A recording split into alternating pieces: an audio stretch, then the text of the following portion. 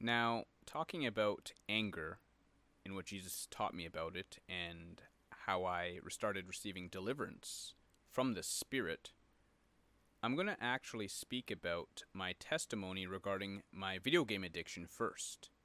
Since my video game addiction, this idolatry, fed a lot of anger in my life and I had no idea.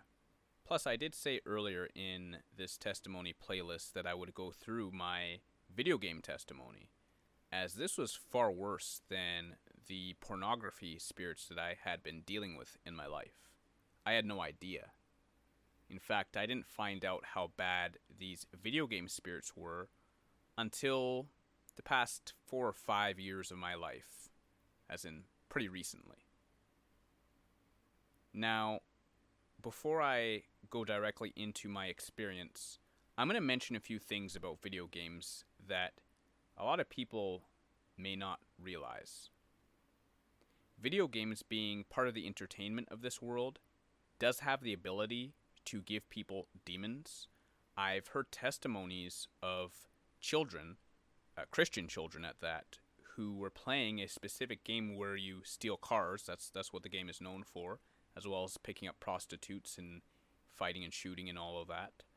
It's a very popular game. I'm pretty sure many of you can guess what I'm speaking about. And I heard of these two kids who were playing it, specifically the version of the game that first starred African Americans. I actually owned that game myself. I actually found it insulting since that game was the very first game to have so much swearing in it, and it tend to follow the same stereotypes that you find with African American comedy and so on. But that's a separate subject. The point is, this game was very bad. Apart from the violence, and apart from the sexuality, and apart from stealing, they also packed the game full of foul, vulgar language. These kids played it, and they started acting very buck wild. They started acting up in school and so on. So the mother took them to the pastor, and the person who told me this testimony went to this church, by the way. Someone I had worked with. When the mother took these kids to the pastor asked them why were they acting so differently, like what happened to them. And one said that they saw the main character of the game jump out of the screen and jump into a stomach. And when he said this, the other child got all riled up saying, "Wow, that happened to you too?" Meaning the same thing had happened to him while they were playing this game. So they picked up demons, and these demons started attacking the children, and the children started following and acting out in the demonic behavior. And this is just one testimony. I've heard similar testimonies regarding TV shows and so on. So that's just to give you a small dose of how bad video games can be. And I'm not trying to sit here and say that the concept of video games is bad. There really isn't anything wrong with having a controller and moving stuff around on the screen, solving puzzles and so on. But what is it that you're playing? That game was full of violence and prostitution and so on. Now, back in the day, there were games that weren't nearly as violent. In fact, I remember when the rating system came out. It was in 1992 because of a particular fighting game, which is still popular today, where people had finishing moves and they were able to kill people on the screen and so on. I remember seeing it on the news, people getting their heads uppercutted off and stuff like that, and then they said that they needed to do something about it. So they made a rating system and allowed people to make games as violent as they want, as long as they slap a rating on it. Now, I was playing video games before this time. In fact, around 1992, I believe I was getting my second game for the system that I had. I used to play a game with a blue hedgehog who would run around, and I also played a game with a plumber, even though I did not own that system. I owned the one with the blue hedgehog. That's what I used to play in the early 90s. In the late 80s, when I was around 4, I used to play someone else's system with a plumber and so on.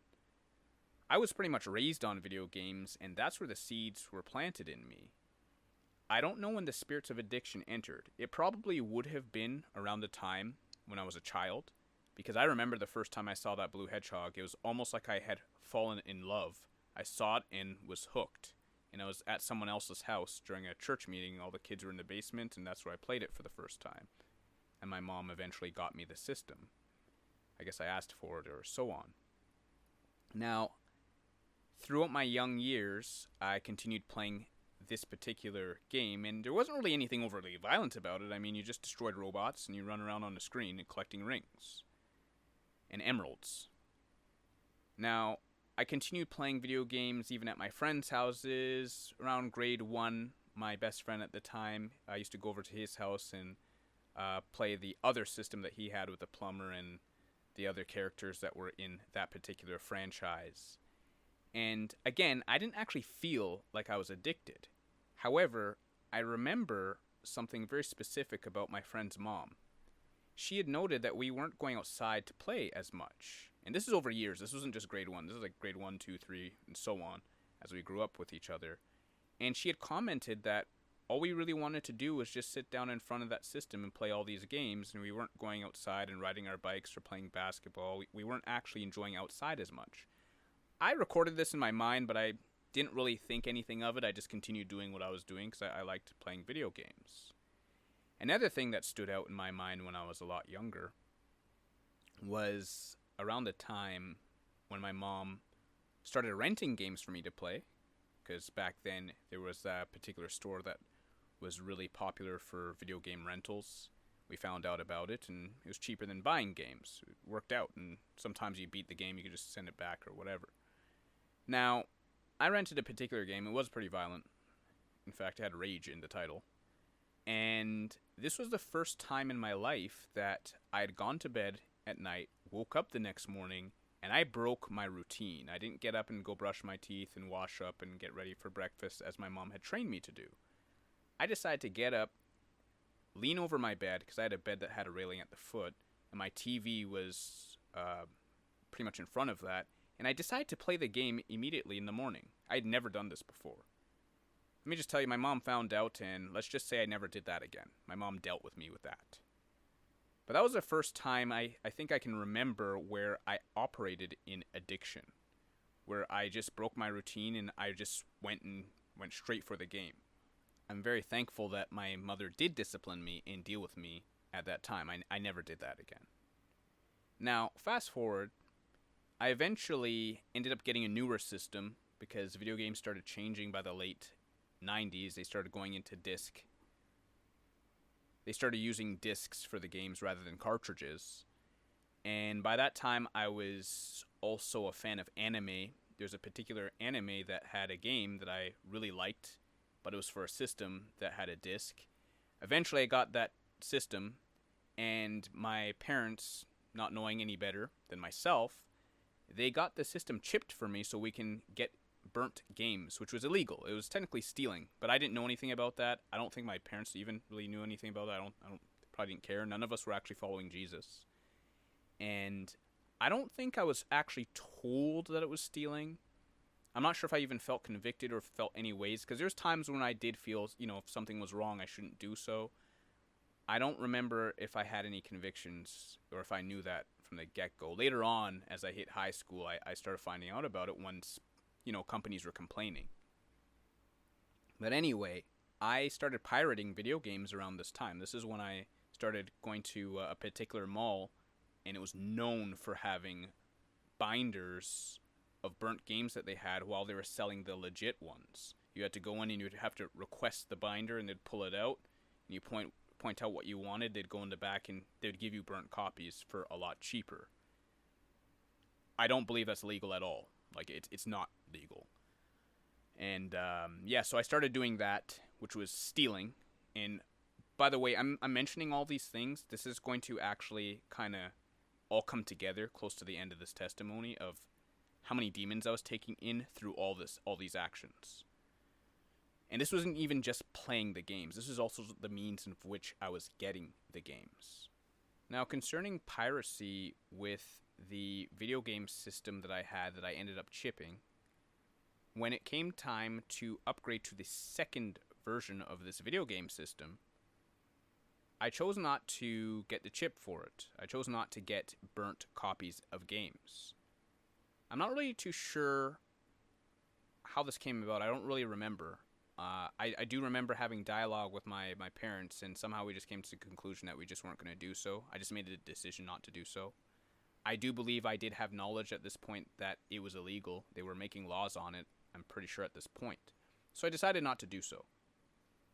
Now, very shortly after getting this second system and not chipping it, I went to the video game store I used to frequently go to buy games. And I eventually ended up working for this video game store later on in the future.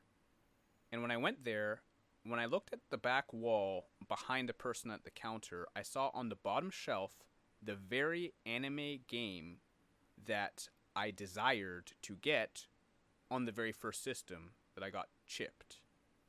I had played this game at a friend's house on that chipped on the first system that I had chipped, and when I got the system, that game was hard to find. I couldn't find it anywhere. It was rare, and technically it was pretty old at that point.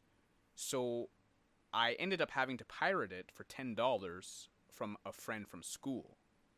Now, I saw this game re-released on the shelf, and it was the legal version.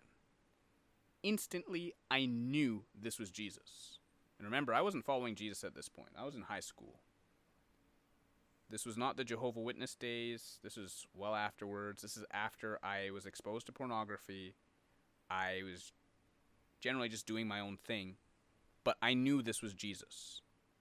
And I knew it was because I did not chip that second system, that I repented of stealing video games in that manner. I never went back. And the other reason why this was so amazing, guys, is because later on when I became a Christian, Jesus showed me he hated that game. He hated it. I hate it too. I actually hate that franchise. I don't like any of that anime stuff. Jesus knew I was eventually going to be giving it up anyway. But Jesus showed me he hated it, but yet he still gave it to me. Because he knew I liked it. And I didn't know anything about how he hated it then. But what I did know was I needed to stop pirating video games. So when I repented, Jesus literally opened up a door for a game that's rare, that was hard to find, it was rare, and I don't even think it was in production anymore. You couldn't find it anymore, and there was a whole lineup of them on the shelf. And shortly after that, I didn't really see them anymore. Even when I was working in that store some years later, about 4 or 5 years later, maybe less than 4 years later, I didn't see that game on the shelf anymore. So I knew that was Jesus. It was a miracle.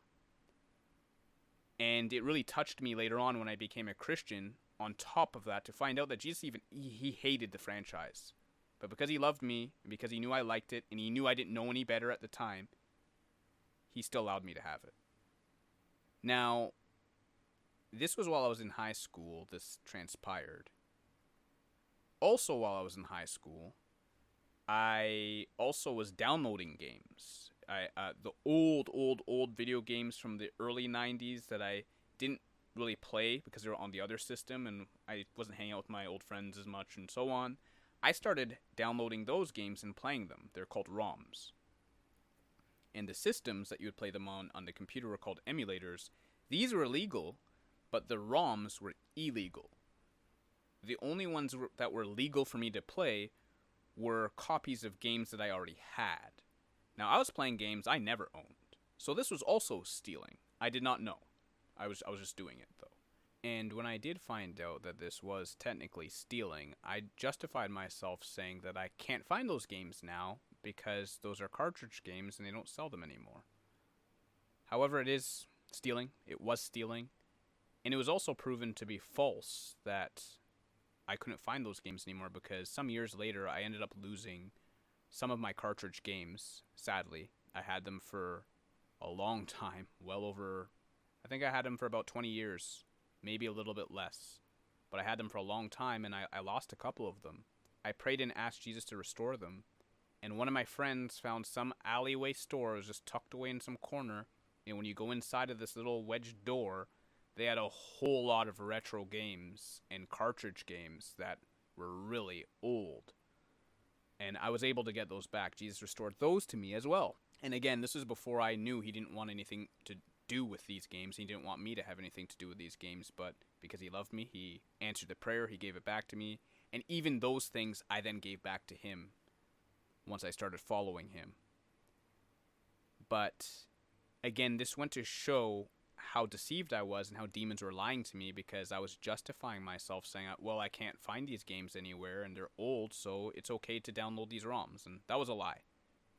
It was a lie, because those games, years later, I saw a place that was selling them. So through Jesus, I was able to find them if I actually asked him. But I didn't ask him, I just downloaded them and stole them. And justified myself falsely.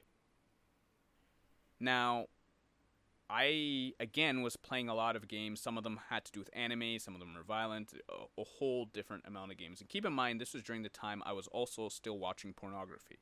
And I was still engaging in that sin and everything I mentioned before. In high school, I took a computer science class, and I got to experience learning how to do animations. And actually, for the first time, I made a small game in the PowerPoint program. And that's pretty much where I realized that I wanted to make animations and make games for a career. I didn't make a solid decision there, but I knew I wanted to do it, and because I liked doing so. Somewhere in high school, I ended up downloading an illegal copy of an RPG making software, and I started messing around with that. Later on, I downloaded the upgraded illegal copy, and it was definitely, I knew that at this point there was something going on, because now at high school, people were already kind of talking about piracy. At this point, I didn't care. Yeah, I was also really big on stealing software as well. I was a really big software pirate and downloading video game pirate. It was something I did for a long time until I became a Christian and Jesus really corrected me in it.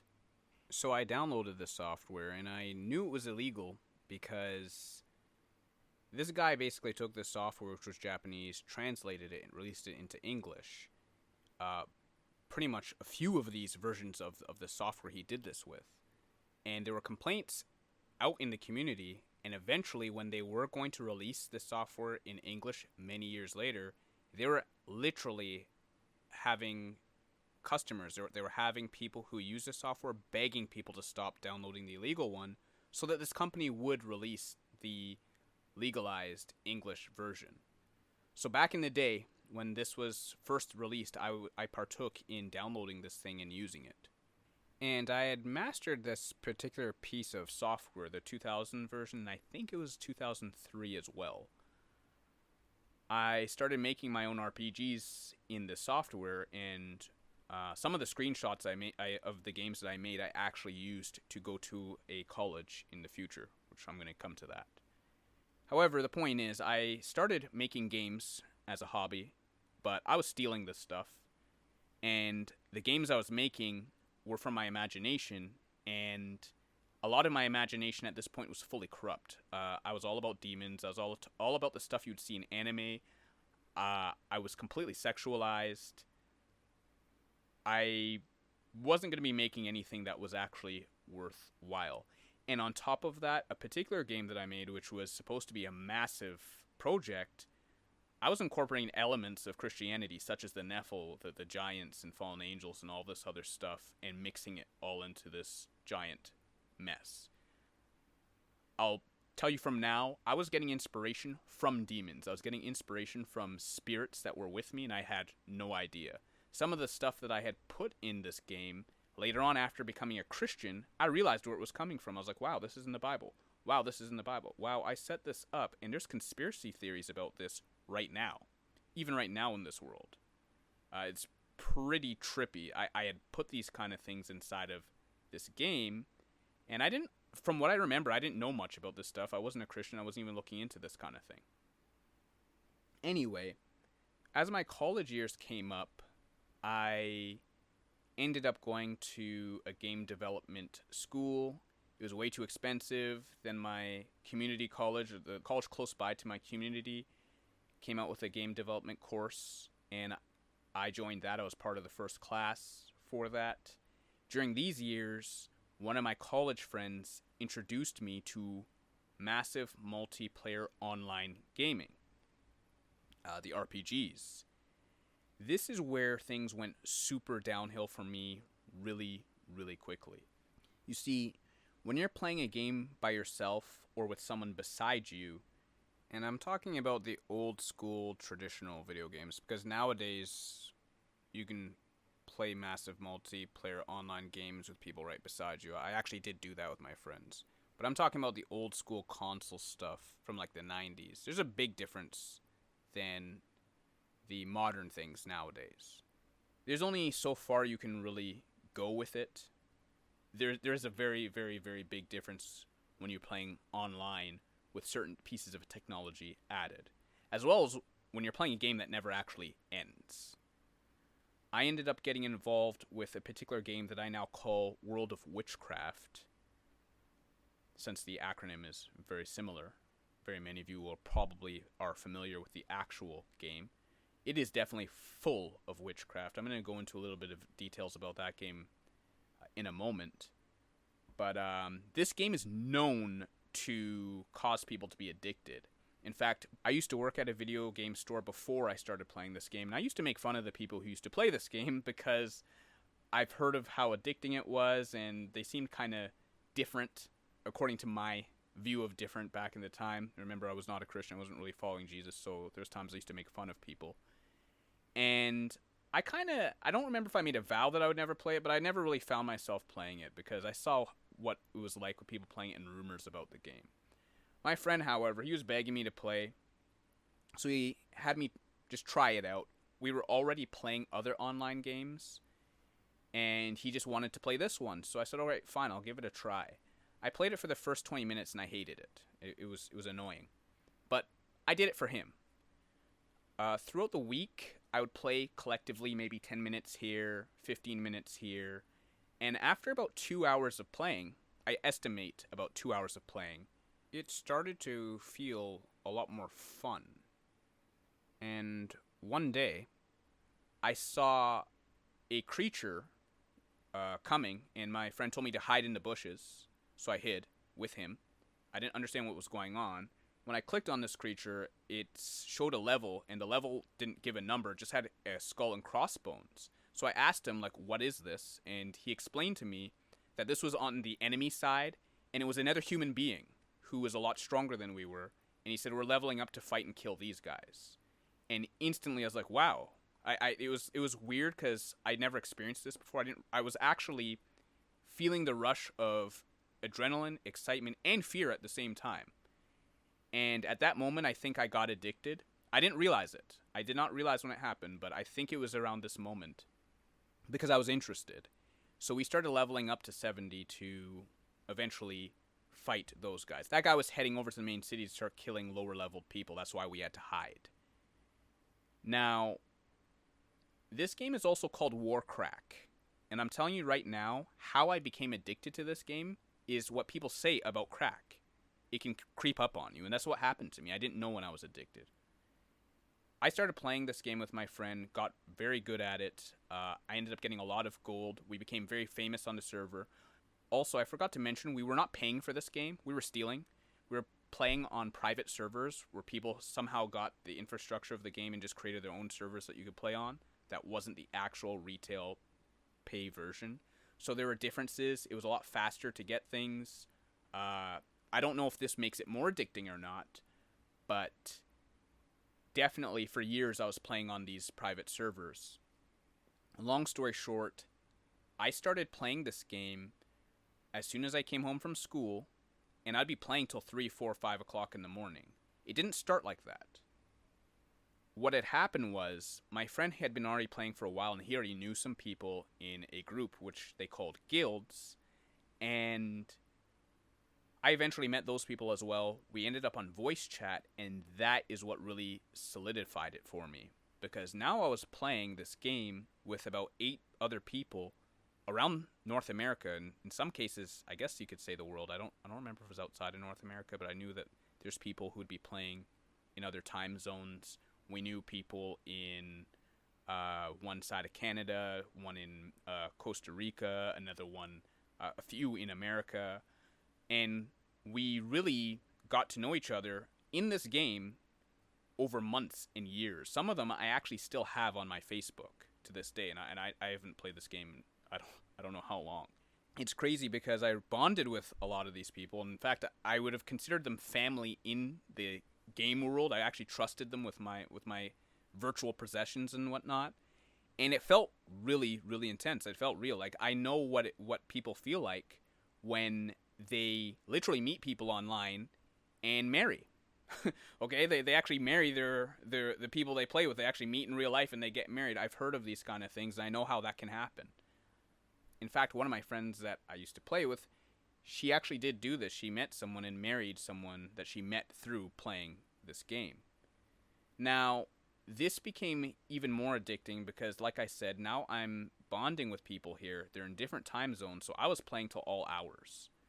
One of our friends, he played for 24 hours straight just to level up a character, so we were able to kind of hack the system and try and get stuff that we were not supposed to be able to get. As you can see, there's a theme here, especially of stealing, that carries through with the culture of video games. If you haven't noticed, this is what I experienced, and I noticed that a lot of gamers follow through with this as well, especially in RPGs. But I'm going to come back to that. Anyway, in my experience with playing this online game, it started absorbing more and more of my time. I wasn't doing my schoolwork properly. There's some projects that I did so quickly that I just did it based off the games. I removed the graphic user interface, so all I would see is the scenery, did some quick sketches if I had a drawing assignment, and then called the homework done and just continued playing. I didn't even turn off the game to do my homework. I got hit really hard with the addiction spirit with this. It became really bad as well when I got really known on the server, so as soon as I logged in, I'd have to go on Do Not Disturb because people were already messaging me wanting me to do stuff. Plus, in the game, I had a job where I was skinning creatures and selling the leather, and people were asking me for leather because I had really good deals. These were the kind of things that would happen in the game, and it felt so important at the time because of demons. And it was part of what caused me to be so addicted to these games. And keep in mind, I was going to school for video games, and I heard stories about people dying over this. I heard a story about a guy in Japan who didn't eat or drink or use the bathroom or anything. He just played video games for 3 days straight and died. And I'm telling you right now, guys, I know what that feels like. When you watch TV and watching movies or you're playing video games, because it's not just video games, it's possible that demons can suppress your feelings, and all you do is just sit there in that world. You don't feel hungry. You don't feel like you need to use the bathroom. In a lot of cases, you don't even feel tired. You're supernaturally powered to just sit there, play while your body's wasting away. It was just the grace of God that caused me to actually feel these functions and not have to back up, go use the bathroom, and then all of a sudden it's like, oh wow, I'm also hungry. Oh wow, I'm also tired. And I would actually try and come off. But sometimes it was difficult. It got to a climax, and I knew that there was an issue when I was waiting for a dagger to drop off of a monster we were fighting. We were fighting it for about 2 hours. We were waiting to go through this instance and this dungeon and try and find this stupid monster. And I was trying to get a dagger that it gives off as loot after you defeat it. I had to go to work. Guys, I kid you not. I was one of those guys that had to sit there and make the decision, am I going to go to work today, or am I going to try and get this dagger because I've been waiting a long time? And guys, the feeling felt like the dagger was so important. I know this sounds stupid, but I know what it feels like. So I can sympathize and empathize with people who have game addictions where the game you're playing feels like real life, like it's that important. I've heard of people who are playing the same game, their wife is pregnant, they were on voice chat with my friend who I told you about who had gotten married. She had to tell this guy, listen, you need to go tend to your wife. I've played with a guy whose child was crying in the background. He's playing the game. And I told him, listen, dude, you got to go tend to your child. And explained to him, listen, like even though you tried putting her to sleep, it was a girl, you need to make sure that she's fallen asleep. And send the person off the game so he can go tend to his child. This is the kind of stuff that used to happen to people and still happens to people to this day. This is the kind of stuff that I've actually experienced with people. People hear stories. I'm telling you, I actually lived through some of these things. And I knew people who also knew people who went through these things. Now, thank God, I made the right decision. I did go to work. I did decide to go to work. but I did seriously have to think about it, and I thank God I made that decision. Because if I chose not to go to work, that would have began a pattern and a cycle where I would not have been disciplined to go to work, and I would have eventually lost my job, not be able to keep a job, because the game would have taken that ground, and I would have found the game more important than actually working. So those are just a few things that have happened to me while playing this particular game. There's a few other things that I would like to quickly mention before moving on from this particular video game. Actually, there's actually still a number of things I want to mention here. One, you know the whole story about when you're playing online or you're doing something online to be careful because you can meet a child molester or something? Well, I experienced that. While playing this same video game, I met people, as I told you, and that expanded to meeting more people. And I ended up working as a GM, as a game master. That is like an administrator or someone who helps out on the server and helps out in the game. You have a lot of different authorities. Some people, I'll give you an example. In their servers, they named their GMs after the Greek demons because you actually have that kind of power in those worlds. Now, I was helping a dude out on his server. He did not have really good security on his server. People were hacking it. He ends up meeting another guy who ends up helping him out in trying to get the server to be more efficient. This guy that he brought on to help him out stole the server. And then he also lured some of our friends to come work for him instead. And we moved around as a pack. So if one of us went, pretty much all of us went. So he ended up winning over all of us. We all left our friend there. We started working on with this other guy on this server. He actually did a really good job. He made it better and so on. I didn't like this idea, but I still went with the rest. We worked with this guy on his server. It became very successful until he started acting very strange. One night or evening, I came on to the voice chat, and there was a 9-year-old girl in the voice chat. And again, I wasn't a Christian back then, although I did have certain levels of morals. I knew the conversations that we had in that thing were not appropriate. And I was messaging my friend, my college friend, the one that I had in real life, that through him I met most of these people. And I was saying, what's this girl doing here? Like, what's going on? And he's like, I don't know. Like, he didn't agree with it either. And then this dude was asking this girl if she had a boyfriend and stuff. Thank God, her dad or her parents weren't too far off there. I'm pretty sure they were able to hear everything. I was able to hear them in the background. But I had a little bit of a red flag go up there, but I didn't know how bad this was. He eventually, this guy who was running the server, this questionable guy, he actually started acting weird and started posting a lot of things through the global system in the server, and people were complaining to me about him. I eventually had a problem with him trying to put me on a schedule because I wasn't getting paid, and he wanted me to be on a schedule as if I was getting paid. I eventually pulled out, said I wasn't working on the server anymore, and I was beginning to transition into my life in Christ around this time as well. So I ended up putting that aside. Eventually, I stopped playing that game. Jesus delivered me of it. He really had to. He soured my taste for it. He finally started to make it feel boring. It just didn't feel what I was looking for anymore. About a year or so later, my friend from college, he then tells me that this guy from the server, he got arrested for child molestation. My college friend sent me the news article, which he received from another friend, and it showed the guy there by name and everything picture, and turned out he had been messing with his own stepson. Or if I remember correctly, it was along those lines. So this stuff is real, man. Like, the truth is, it's real. Like, I literally experienced meeting a child molester online on a video game, and I heard this guy asking this girl if she had a boyfriend. Okay? So, anyway, kind of went off on a little side tangent here, talking about how dangerous online gaming is, and I'm going to come back to the whole aspect of the addiction, the video game addiction that I had. Now, this particular online game that I was playing, the last point I'm going to make about this, as I mentioned, I called it World of Witchcraft. When Jesus was beginning to woo me out of this game, and I started learning a little bit more about Christianity and learning more about symbolisms, and I started learning more about conspiracy theories and Illuminati and all of this other stuff that's out there, I actually noticed, I was able to identify these symbols all over this game. And I started getting convicted that, hey, this is evil. I actually can't continue playing this. After I stopped playing the game, I found out something very creepy. When Jesus started allowing me to learn more about satanists and warlocks and witchcraft and what's really going on in the world in that end of this world system, it really tripped me out that this particular video game depicts a class that players can play as called a warlock, and this class by definition looked nothing like what I would have thought a wizard or a warlock would look like originally.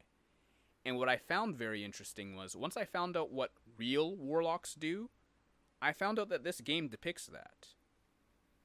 This game depicted warlocks as those that summon demons. They have familiar spirits. They even had a chart for their skills called demonology, and they were able to see into the spiritual realm. If you turned invisible, if you were a ghost, they would be able to see you. I found this interesting when I played the game. I was like, okay, cool, like, the warlock could do this in the game. I never saw the connection, didn't understand the connection, because I've never heard of that before. When I started finding out about Satanists, how they can astral project and how they can travel the spiritual realm and see spirits, and they actually had demons under their control, and this game was depicting that, I started backing up. I was like, whoa.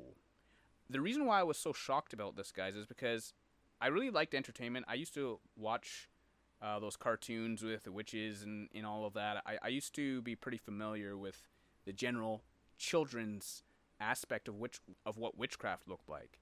This game was the first time I've ever seen witchcraft displayed in such a dark and more serious manner, using such skills and that you can actually practice in a game. And when I found out that this was actually real, it tripped me out. Now I understand why that game was designed to be so addicting. It's full of witchcraft. Anyway, Jesus delivered me from this. I found out other testimonies of other people who had also had similar experiences where the gripping feelings they had of, oh, this is so important, you have to do this, you have to do this, you have to get that dagger, don't go to school, don't do this, you need to get this first, go late. All of those were demons. Other Christians had experiences the same way, and Jesus delivered them. Now, after I put aside this World of Witchcraft game, I started putting aside violent video games. When I came into Christianity, I started really cleaning up the games that I was playing. I'm going to put it out there to you guys. Listen, that wasn't enough. Later on, Jesus started showing me that even clean games, such as little brick-breaking games and card games, you name it, Jesus told me that Satan has been attacking even neutral ground and turning things into snares of addiction. There is a website I used to go to called addictinggames.com, and it's just pure flash games. So in this world, video games is built with also a spirit of addiction, trying to hook people into keep playing and keep playing and keep playing. So it's not just about violence. It's not just about sexuality.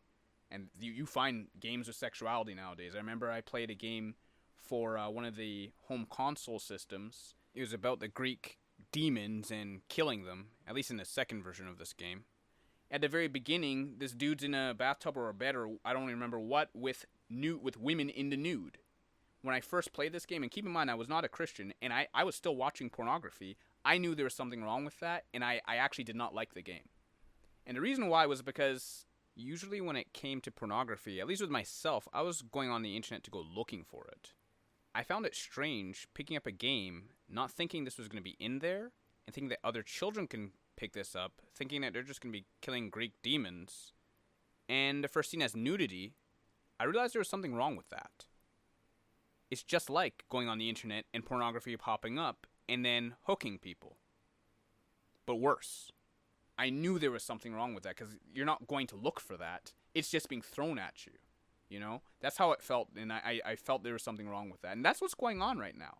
And even if you put those kind of games aside, even the ones that don't have that kind of stuff in it, Jesus showed me that video games today are built with spirits of addiction. even graphics, how they're trying to increase in graphics and realism, this and that. Jesus showed me that all of that's eye candy to hook people. Eventually, Jesus had me only play games that I made. And then later on, Jesus had me give up game development. At this point in my life, I was no longer in school, and I was praying and asking Jesus to still help me out in moving forward with some Christian goals I had at this point. I no longer really wanted to make money playing games. I just wanted to make Christian games. And I had a lot of ideas to put out there. I started working on my own game engine. It was almost finished. I actually started 2 game engines. A game engine is a piece of software you use to create video games. So that RPG maker that I stole before, I actually made my own. I designed my own in programming. And Jesus had me give all of that up. He told me he didn't want me to actually do it. Even though he opened up the doors, he was teaching me how to program it. He was teaching me how to put everything together. He kept opening up doors for me. There's some doors I went through, some I didn't. There's one final door he gave me where I actually was getting things moving. And I was feeling convicted, and I asked him about it. And I said, listen, do you actually want me doing this? Because I feel weird. Even though you're opening these doors, what's going on? And he said to me, no. And I asked him, well, what do you want me to do? And at that time, he wanted me out on the streets preaching. And so this is around the time I started doing this street preaching, as I mentioned in previous videos. I still did do the programming. Jesus did allow me to continue doing the game development, and he did continue teaching me and showing me. However, that was on the side. It wasn't a main thing, and it was only for a season. So eventually, I had to even give up the game development in itself. That took a while. I used to tinker around with it here and there. I didn't do anything heavy. And then eventually I had a dream where it was presented before me, and I made the decision, and I put it down. And when I put it down, I knew that Jesus had a plan. He did tell me he had a plan, so I put it down willingly. There was a time where it was very hard for me to believe that there weren't any clean games out there to play, and I searched the internet high and low to find games. I got possessed by demons. There's a particular game I downloaded that seemed really cool. It was a simulation game. You create a society on this mountain. Sadly, the race of creature that you are, sadly, they're demons. I kind of knew, but I was kind of ignoring it. And the title of the game, I realized it had, it was offered to a demon. It had 2 titles. There was a main title and a subtitle, which they didn't really advertise. But when you play the game, you see the subtitle, and the subtitle made no sense. And Jesus told me this is sacrificed to this demon. Don't play it. I still played it, and I felt a demon take a bite out of my head while I was playing it, and so I just stopped. And I searched high and low to find a clean game, because I really, really, really thought I liked video games that much. I eventually obeyed Jesus, stopped looking for them. I mean, if it wasn't that it was sacrificed to a demon, I found that it was addicting. And one other thing I noticed while I was at work, before when I was working, Jesus had me in a position where I was actually able to have a lot of favor at my place of employment, and they allowed us to do whatever. So I was able to play flash games here and there in between what we were doing. And I noticed something very distinct when I was still playing simple flash games.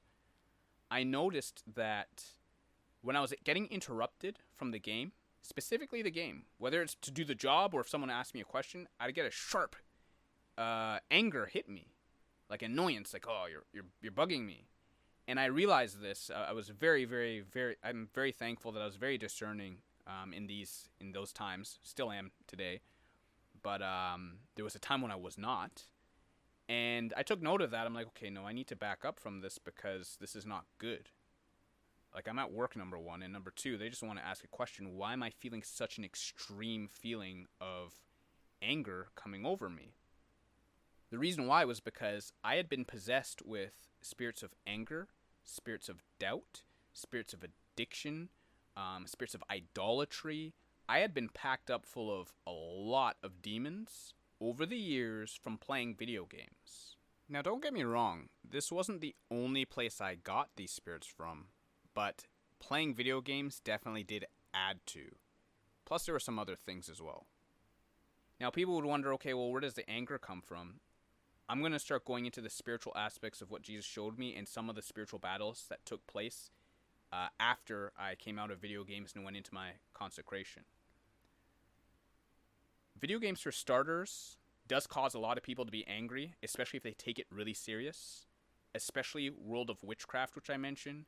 There's videos of people pretending to freak out because their mom canceled their account and stuff. And that stuff's real. People get really, really mad.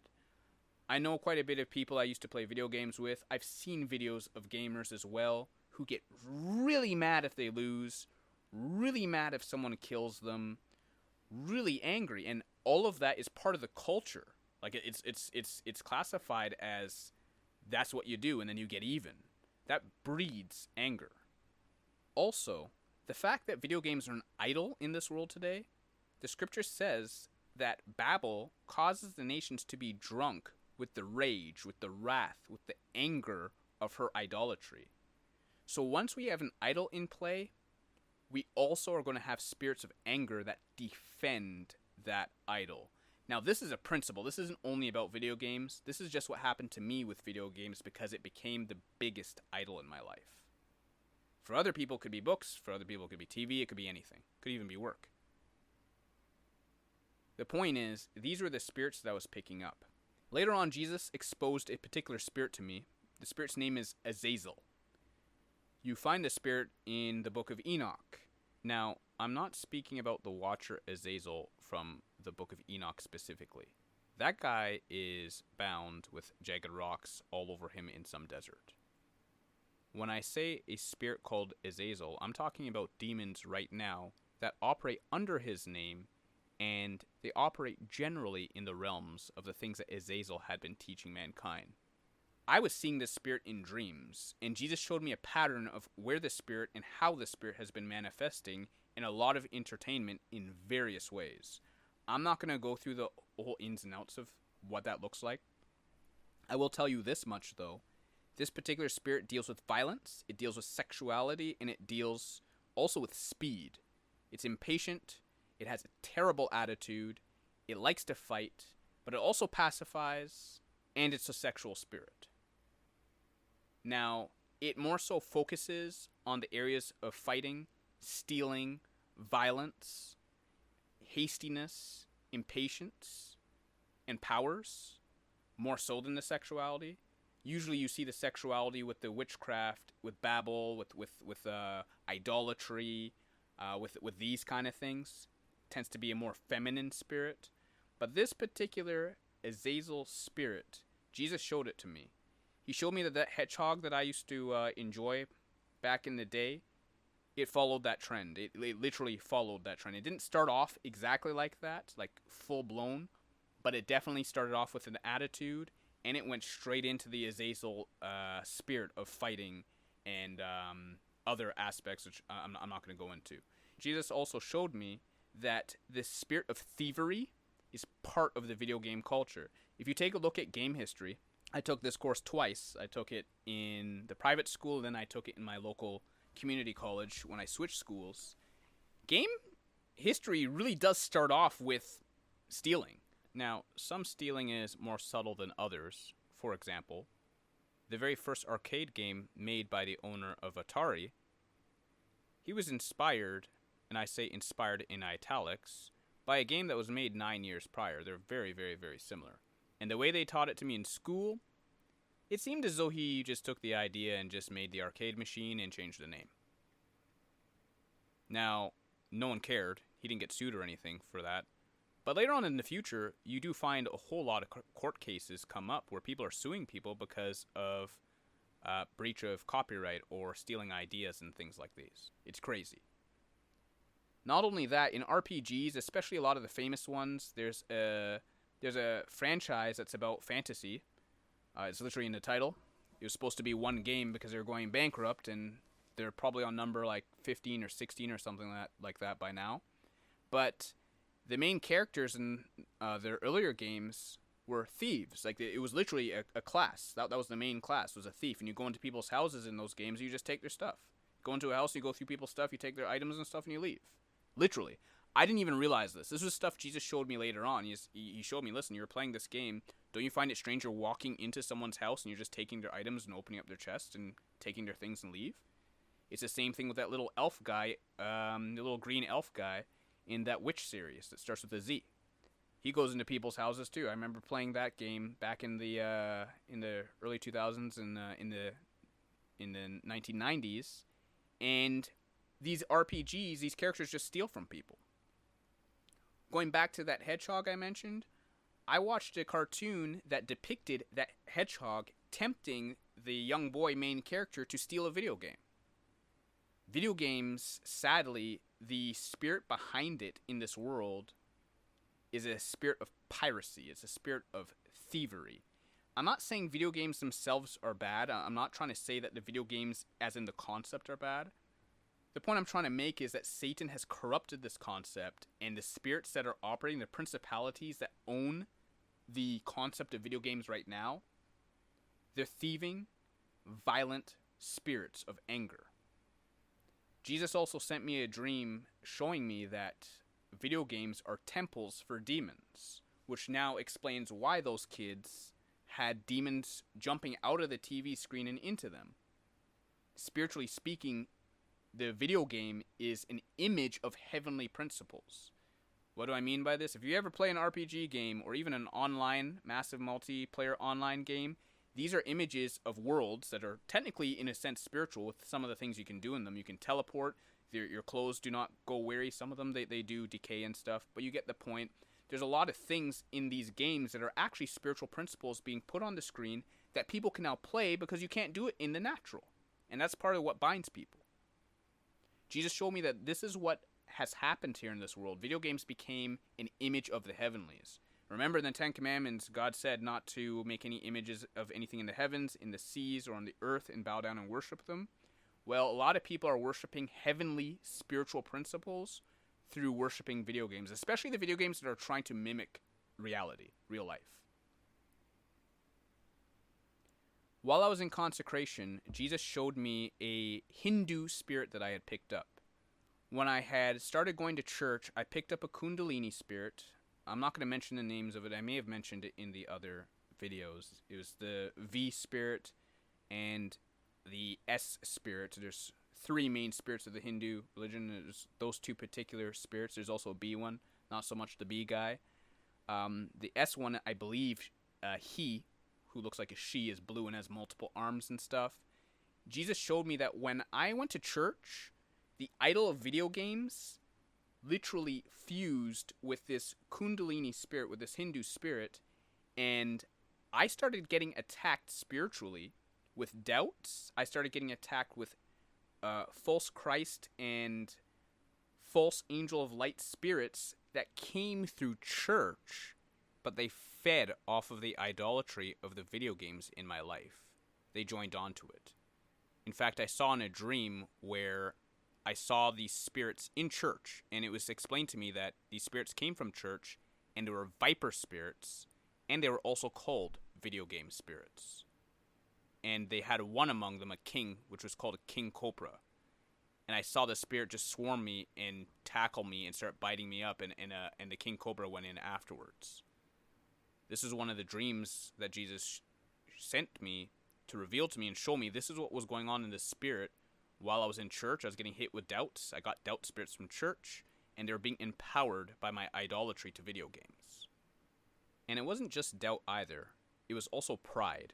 Those serpent spirits were doubts and prides, and specifically pride in the religion. These two are the main substances of religious spirits, whether people know it or not. In Hinduism, being the oldest, and if not the oldest, one of the oldest religions on this planet, have a hand in these churches that people think are Christian. Hindu spirits are no joke. No joke at all. Could do an entire video on Hinduism. So, video games was a bigger problem in my life than pornography.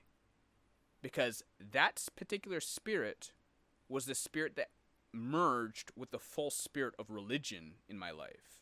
I was trying to fight pornography and fight masturbation, and I was doing great with that, But while I was going to church, I was getting fed with serious doubts.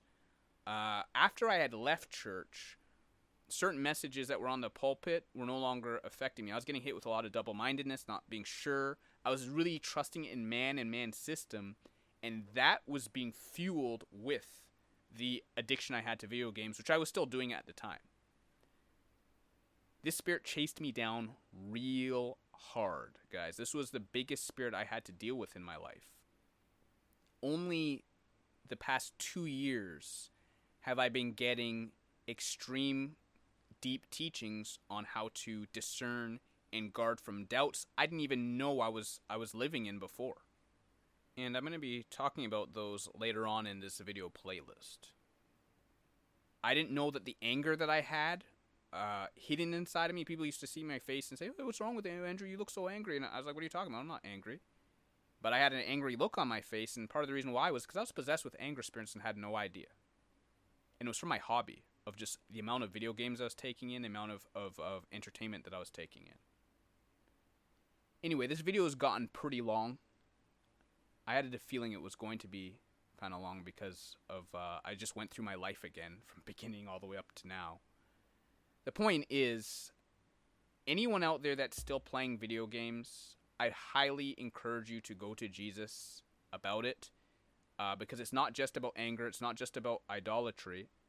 It is also about the fact that you can get demons from this stuff.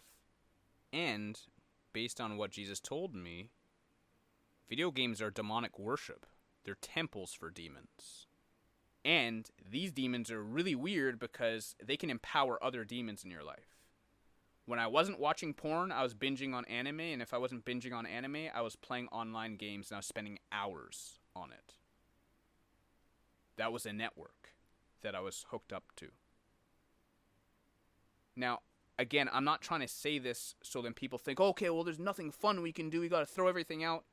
They hit me with that too. When I gave up video games, the spirit attacked me saying, okay, well, you can't do anything. You're going to live a boring life now. I got attacked with that, and Jesus assured me that that's not the case. Jesus assured me that what the scripture says is true. He who saves his life will lose it, but he who gives up his life for Christ's sake or the gospel's sake will find it. Jesus told me that these sacrifices are worth it, and he has bigger and better plans. While I was in consecration, I was banging down heaven saying, okay, I need answers, because I was empty. I had chunks of my identity ripped out of me, desires ripped out of me, and some of them were God-given, by the way. I still have desires for creativity in the element of games, not specifically just video games, but games period. I still have that. Jesus did not take that away, and he explained why. He said there is a use for it. And he actually did show me things of the future. I'm talking about in the kingdom and in the heavenlies of how certain things look like. So he gave me a hope to look for. I encourage every single one of you guys out there, whatever your passion is in this world, whether it's generally clean or whether it's something that has been completely polluted, give it to Jesus, go back to him. In the time that he calls you into intimacy and consecration, because some of you don't even have any time right now to pray to even seek Jesus about these deep inner soul-searching subjects, when you finally come to that place, which I hope will be soon, go to Jesus and ask him about these things. Ask him about why that you have certain desires. What's demonic? What's not demonic? What's the plan? And Jesus will give you a hope to hold on to. The opposite of idolatry, you know how there's fear and love. Love casts out fear, and fear is the opposite of love. You know how you have faith, and then you have doubt and unbelief and so on. Well, with hope, the enemy to hope is idolatry. If you fall into idolatry, you instantly lose hope. She steals idolatry. That Babel spirit will steal your hope. But if you hold on to your hope, and you look forward, and you look forward to the hope of your salvation, the hope of the promises of Christ, the filthy stuff that this world's idolatrous spirits and fornication spirits wants you to mix with, that hope counts as a shield and a weapon. And that's what happened to me, guys. That's part of my testimony right now. That's what I could tell you. Sure, I like the concept of games, but I don't actually like video games. There's something greater that Jesus showed me that I want, that I know is sitting there. I don't care about the stuff in this world now. I don't care about this programming stuff. I don't care about all those stuff of the past that I put aside. I put him down for something greater, and it's not just my salvation, and it's not just heaven. It's something that Jesus literally showed me why the desire was there. So giving it up was so much easier now because I'm giving up the filth of this world to now grab a hold of Jesus, and Jesus has something better planned for me. I don't even know the full ins and outs of it. He just gave me a crumb. I have a promise of God, and I know that for every single one of us who give up things here, there is a promise attached to it, and it's not just salvation. So this is just an encouragement. I'm not sure if anyone has watched his testimonies thinking, oh man, like I have to give video games up or I have to give this up. Listen, you go back to Jesus about it, because I guarantee you that he has a better plan than what this world is offering you right now. I'm going to end this video here, and in the next video I'm going to go into the aspects of anger and righteous anger and what I went through with actual manifestations of anger in my life.